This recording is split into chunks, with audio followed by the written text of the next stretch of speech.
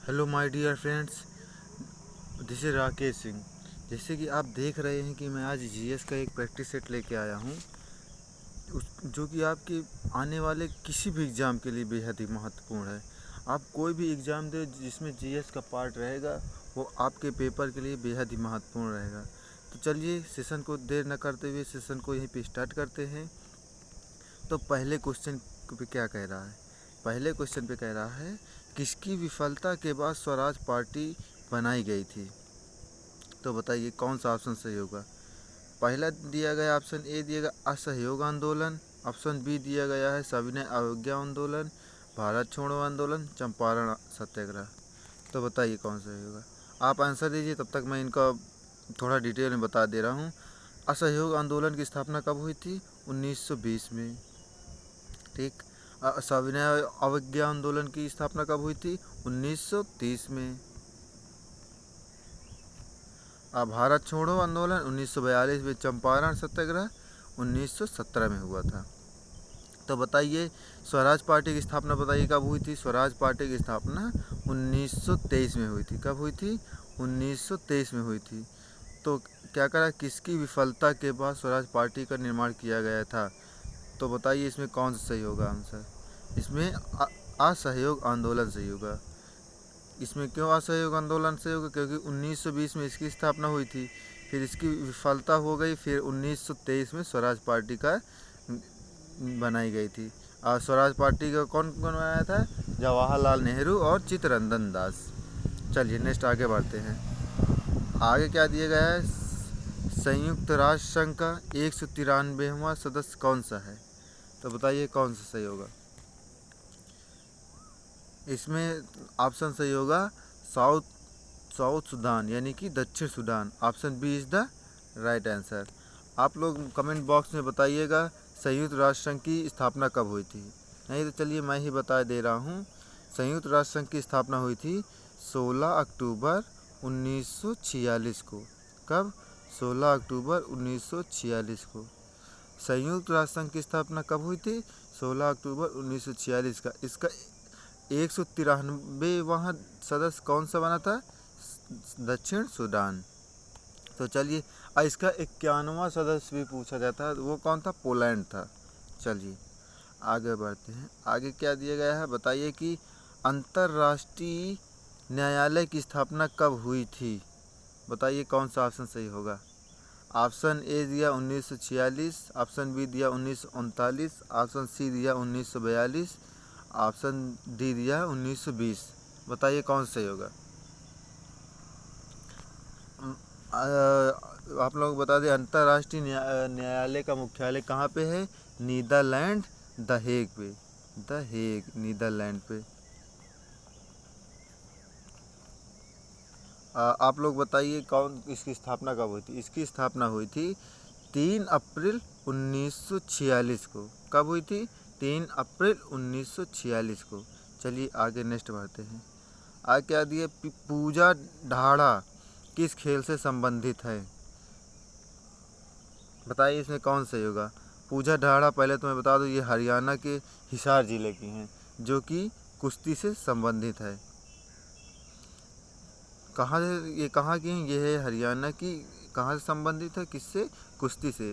Paper में अक्सर पूछ लिया जाता है, जो खिलाड़ी थोड़ा हाईलाइटेड रहता है, मेडल पाया रहता है, उसके बारे में कुछ ना कुछ पूछ लेता है।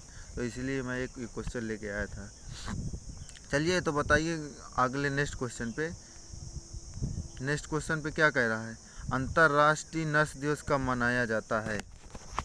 बताइए कौन सा ऑप्शन सही होगा।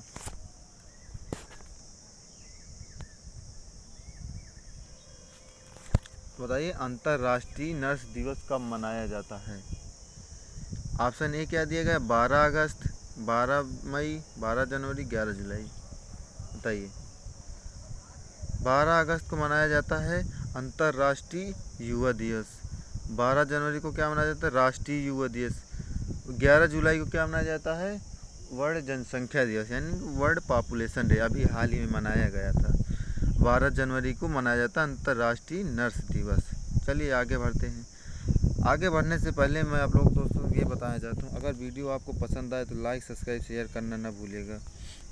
क्योंकि वीडियो बनाने में मेहनत बहुत लगती है।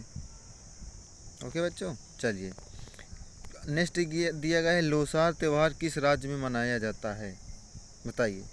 लोसार त्यौहार हिमाचल प्रदेश में मनाया जाता है। और जैसे पंजाब में आप भाखड़ा भाखड़ा हो गया, भाखड़ा मनाया जाता है। जम्मू कश्मीर में राउफ हो गया, इसे आप लोग को याद रखना चाहिए। जैसे गुजरात में एक है, आप लोगों को पता होगा। अच्छा, आप लोग कमेंट बॉक्स में बताइए गुजरात पे कौन कौन से त्यौहार मनाए जाते हैं। मैं एक बता दे रहा हूँ, गरबा गुजरात में ही मनाया जाता है। और आप बताइएगा कौन कौन से मनाया जाता है। ओके, चलिए आगे बढ़ते हैं। कह रहे मास्टर ग्रंथि के रूप में किसे जाना जाता है? मास्टर ग्रंथि के रूप में किसे जाना जाता है? ऑप्शन क्या दिया गया है? ऑप्शन दिया गया है एड्रिनल ग्रंथि, थायराइड, मेडुला, मास्टर ग्रंथि। यहाँ मास्टर ग्रंथि क्यों ना होकर पीयूष ग्रंथि होना चाहिए था, क्योंकि पीयूष ग्रंथि को ही मास्टर ग्रंथि कहते हैं। ओके, आप लोगों को समझ में आ गया होगा। आगे नेक्स्ट बढ़ते हैं। आगे क्या कह रहा है? आगे कह रहा है 8वें क्वेश्चन पे, 1 फरवरी 2020 को राष्ट्रमंडल में आधिकारिक रूप से फिर से किसे शामिल किया गया था? तो बताइए कौन सही होगा? ब्रिटेन, मालदीव, रूस, ऑस्ट्रेलिया। चलिए आप लोग बताइए, तब तक मैं इसकी राजधानी सब बता दे रहा हूँ। ऑस्ट्रेलिया की राजधानी कैनबरा, डॉलर चलती है। मालदीव माले रुपया। ब्रिटेन की आप लोग को पता होगा लंदन पाउंड चलती है। रूस मास्को रूबल चलता है। तो इसमें क्या करा, 1 फरवरी 2020 को राष्ट्रमंडल में आधिकारिक रूप से किसे शामिल किया गया? मालदीव को शामिल किया गया था। चलिए आगे बढ़ते हैं। बीसी राय पुरस्कार किससे संबंधित है? बीसी राय पुरस्कार चिकित्सा से संबंधित है। इसमें कुछ सोचना ही नहीं, इस डायरेक्ट आपको आना चाहिए, इसमें कुछ बताने लायक है ही नहीं। बीसी राय पुरस्कार चिकित्सा से संबंधित है। चलिए आगे नेक्स्ट बताइए, आईने अकबरी के लेखक कौन है? आईने अकबरी के लेखक कौन है? बताइए।